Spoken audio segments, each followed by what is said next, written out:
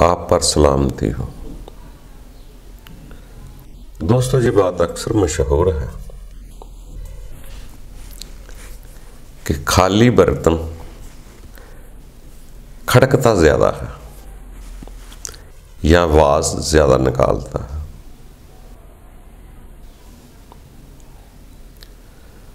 इसीलिए डोल को भी अंदर से खाली रखते हैं।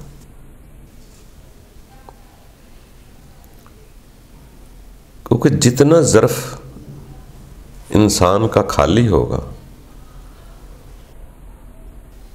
वो उतनी ही आवाज उसकी ज्यादा बुलंद होती है। जो चीज जितनी ज्यादा भरी हुई हो वो सुकून में होती है।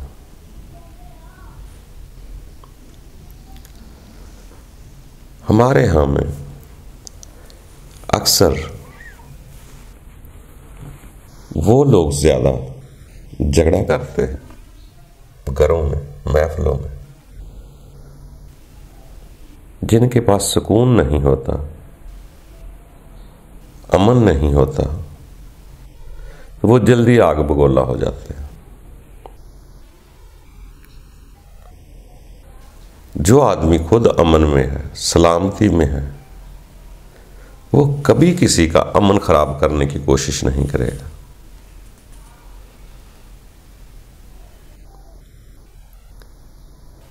जो खुद सुकून में है वो दूसरों का सुकून बर्बाद नहीं करता। हमेशा वही दूसरों का सुकून बर्बाद करता है जो खुद खाली है। जब तक मैं खुद परेशान ना होऊंगा, मैं दूसरों को कैसे परेशान करूंगा।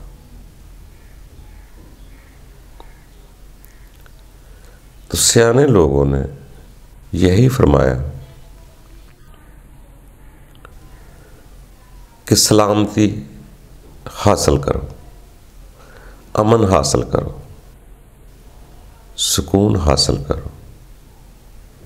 अगर आपका दिल इत्मीनान में है, मुतमिन है, सुकून में है, तो आप कभी किसी के बारे में बुरा नहीं सोच सकते।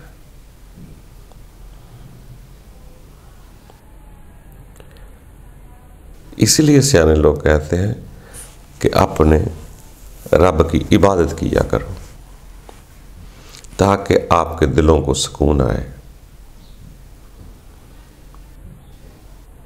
जैसे फरमान होते हैं कि इंसान के दिल का सुकून उसके रब की याद में है। जब वो याद आ जाता है, दिल को सुकून कब मिलेगा? याद तो सारी दुनिया ही कर रही है, दिल को कब सुकून मिलेगा? जब इंसान इल्म के साथ पहले समझता है, फिर इबादत करता है। जब इबादत करने के साथ उसको अपने रब पर एतबार हो जाता है,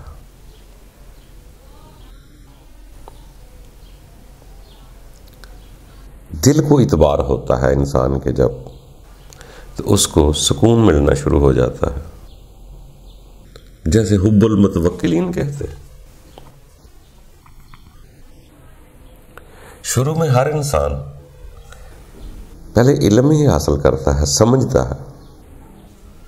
जैसे जैसे वो इबादत में आगे बढ़ेगा, उसको मोहब्बत होती जाएगी। मोहब्बत कब होगी?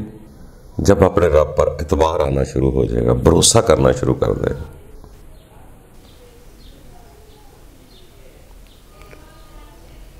जब मोहब्बत हो जाती है तो फिर उसको इतबार के जरिए से ही उसके लिए कुछ चीजें अय्या होती हैं। वो फकत इल्म वाला नहीं जानता, वो जिसको मिलेंगी बस वही जानेगा। मगर अभी हमें अगर नहीं मिली तो हम उससे इख्तलाफ करेंगे कि वो गलत कह रहा है, वो अपनी जगह दुरुस्त है। अगर मुझे इल्म नहीं आया तो मैं अपनी जगह दुरुस्त हूं। मेरा नहीं मानना वो मेरे मुताबिक है, उसका इतबार कर लेना, मोहब्बत मिल जाना वो उसके मुताबिक है। तो हमें इख्तलाफ की बजाय वो रहे मैं रहूं तो कोई फितना नहीं होता, कोई झगड़ा नहीं होता।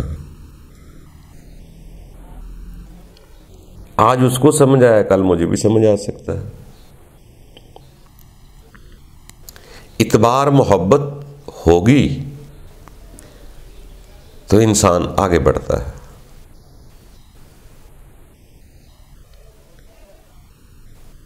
एक कानून होता है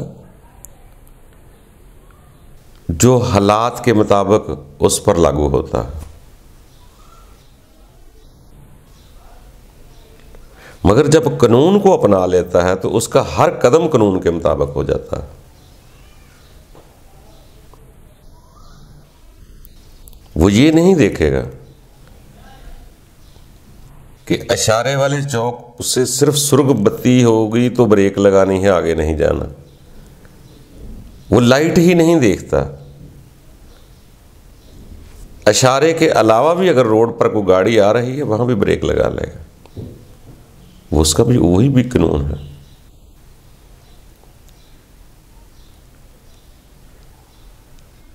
कानून तक रहता है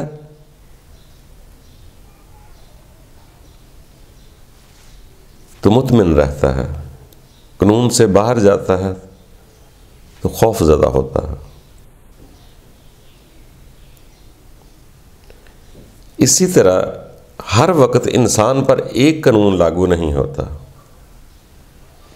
बचपन में बच्चा सिर्फ पढ़ता है, लफ्जों को पढ़ता है, उसकी मार्फत से आगाह नहीं होता। वही बच्चा जब आलम बन जाता है तो वो लफ्जों के साथ साथ उस जात को समझने की भी कोशिश करता है। अगर रब का नाम है तो रब की जात क्या है, उसी जौहर को जब इस्तेमाल करता निकालता है तो इंसान आगे बढ़ता है और इंसान को आस्ता आस्ता अपने रब पर इतबार आना शुरू हो जाता है, मोहब्बत हो जाती है और इंसान को सुकून मिलना शुरू हो जाता है। जैसे ही सुकून मिलता है तो वो खुद भी सुकून में रहना चाहता है और किसी का सुकून बर्बाद भी नहीं करता।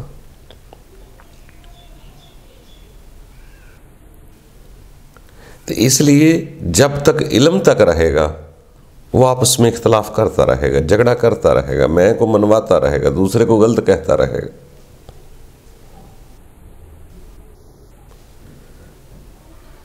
जब इल्म से आगे अमल शुरू हो गया तो अमल से आगे तासीर मोहब्बत होना शुरू हो जाती है। दोस्तों, हम इबादत भी करें, अगर अपने रब पर इतबार ना करें तो इबादत का क्या फायदा है। इबादत तो की ही इसलिए जाती है उसका कुर्ब हासिल करने के लिए।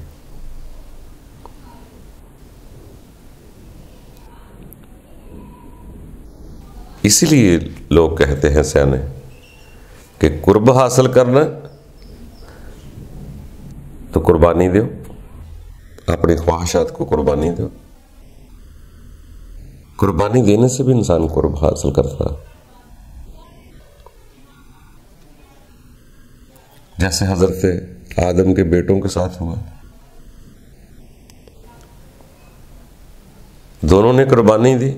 जिसको कुर्ब मिल गया वो सुकून में है, जिसको कुर्ब नसीब ना हुआ काबील को, उसके दिल में हसद आ गया। लड़ाई वही करेगा जिसको कुर्ब नसीब नहीं हुआ, जो पूरा भी नहीं हुआ वो झगड़ा करेगा। हाबील को सुकून मिला, कुर्ब के लिए कुर्बानी दी, कुर्ब मिल गया। कुर्बानी तो दोनों ने की। हबील को कुर्ब मिल गया, वो कुर्ब के लिए ही कुर्बानी थी। जब उसको मिल गया, हबील सुकून में आ गया। अब हबील का तो दिल ना चाहेगा, जिसके कुर्ब नसीब हो गया, कि मैं किसी को कत्ल करूं या कबील को कत्ल करूं। कत्ल का इरादा कौन करेगा? जिसको नहीं मिला। दूसरे को परेशान करे कौन करेगा? जो खुद परेशान है। वो खाली था, उसके अंदर सुकून नहीं था, इसलिए उसने कत्ल का इरादा कर लिया। तो साबित हुआ कि कत्ल करना इस अमर की दलील है कि उसको सुकून नहीं है। हबील को सुकून है, वो कत्ल का इरादा नहीं करेगा। कबील को हसद है कि इसकी कबूल हो गई, वो खाली है, वो झगड़ा करेगा। तो दोस्तों, इंसान जैसे जैसे आगे बढ़ता है, उसकी इबादत करता है, उसके साथ एक हुब्बल्ला शुरू होती है।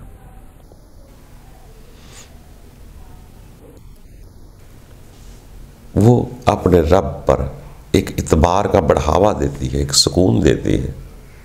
वो इंसान फिर अपने आप को लवारस नहीं समझता।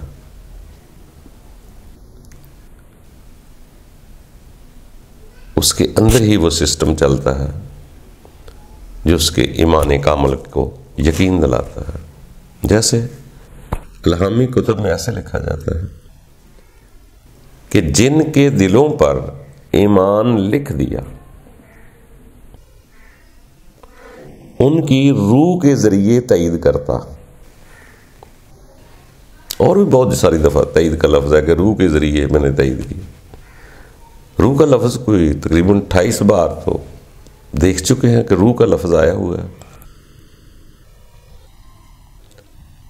मगर रूह की अभी पहचान नहीं हुई। मगर फरमान है कि रूह के जरिए तईद करता है, सीनों को रोशन करता है। मगर ये तो लफ्ज है ना। अब कैसे होते हैं? अगर हुआ ही नहीं तो वो तो परेशान है, कैसे होता? जिसका हो गया होगा वो सुकून में होगा। तो इसी तरह दोस्तों, इंसान आगे बढ़ता रहता है, किसी पर शिकवा करने की बजाय अपनी इस्लाह करे। दूसरा क्या है कर रहा है, अगर वो बुरा भी है तो वो जाने, तो उसका रब जाने। जैसे मोमनो अपनी अपनी फिक्र कर। हम दूसरे को फेल करने के लिए बात करते, दूसरे को नीचा दिखाने के लिए बात करते, अपनी बढ़ाई चाहते हैं। दोस्तों, हक बात तस्लीम करने की आदत डालो। अगर कोई कह भी दे, दूसरा जीत भी जाए तो कोई बात नहीं।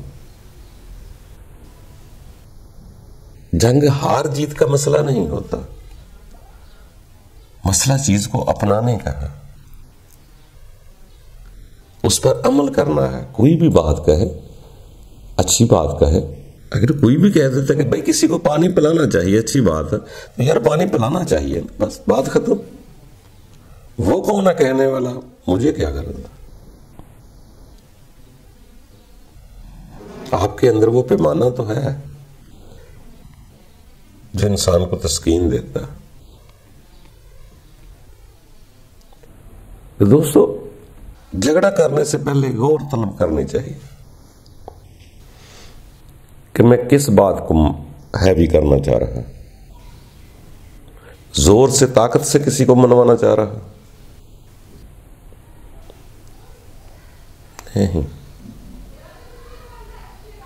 दुनिया कई बार आपको बात कह दे, कभी ना मानेंगे जब तक आपका दिल ना मानेगा। अपने दिल को पूछे, आपके अंदर वो अदालत है जो बताती है इंसान को।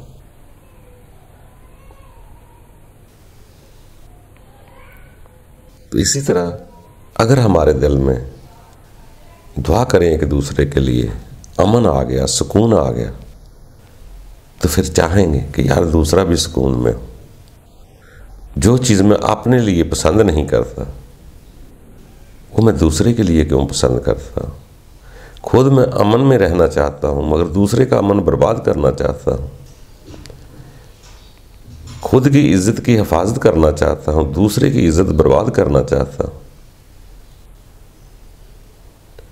अपनी इज्जतों को चार दीवारी में रखना चाहता हूँ, दूसरों की इज्जतों से खिलवाड़ करना चाहता। ऐसा नहीं होना चाहिए। अगर आपके पास इज्जत नफ्स है तो दूसरे पास भी हुई।